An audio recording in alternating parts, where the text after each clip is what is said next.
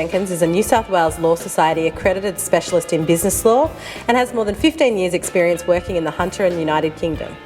His work in both private practice and in-house has provided him with unique and specialised skills in business law and commercial property law. As the Legal Director of Jenkins Legal Services, Micah leverages his extensive experience to assist in the planning and implementation of business succession as well as advising SMEs, local government, healthcare and hospitality. Micah is a passionate Novocastrian and provides his time to a range of not-for-profit and community-based organisations. Welcome, Micah. Thanks for joining me. Thank you for having me, Holly. I'd like to know a little bit about what you believe has shaped your leadership style. Well, I've been working on this for a number of years. I think I had some good examples to work from in the early days. Starting off at a large law firm and working with people, great leaders like Paul Anasich, and then probably going through a period of trying to emulate that, but then working out that about my own personality, and then trying to adapt certain of those traits to work for me. So I think it's just from observing and then trying to adapt them to my style. What do you believe makes business unique in the Hunter? I've worked in a few different places, and what I think that makes it particularly unique is the accountability that we have. It really is one pool of a business community. If you go to places like Sydney or London, because of their scale, there's a number of different sort of communities, and people that or non-performers or people that are a bit flaky can survive by sort of working through those. But in the Hunter, everyone knows each other. You are literally as good as your last meal. So I think that's particularly what sort of makes it unique working in the Hunter. Micah, how do you think Hunter business can work to lead? Hunter business people need to be bold.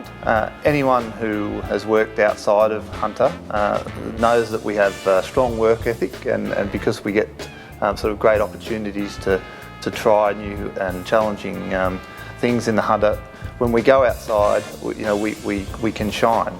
And so Hunter businesses can't or don't need to be in awe of the competition outside of the region. There's lots of examples of Hunter businesses who have made it on the national and world stage. So we really need to be bold. I guess the other aspect of it is that I'm thinking leading on a sort of a national and sort of global stage.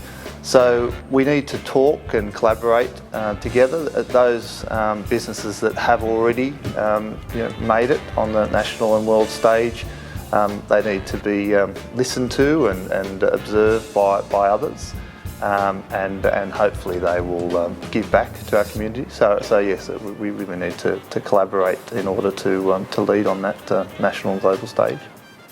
What makes a good leader? There are many traits, I think, that make a good leader, but in my observation over many leaders, I think one of a trait that you see in all of them is the ability to make strong, decisive decisions. And the way that they do that is that they're normally good listeners, so they listen, they take in the information, they analyse the pros and cons and the business case, and then they make a strong decision. And whether they make that decision in 5 seconds or over a week, they follow that process and then follow their decision through. So I think that is the one sort of trait that you find in all good leaders.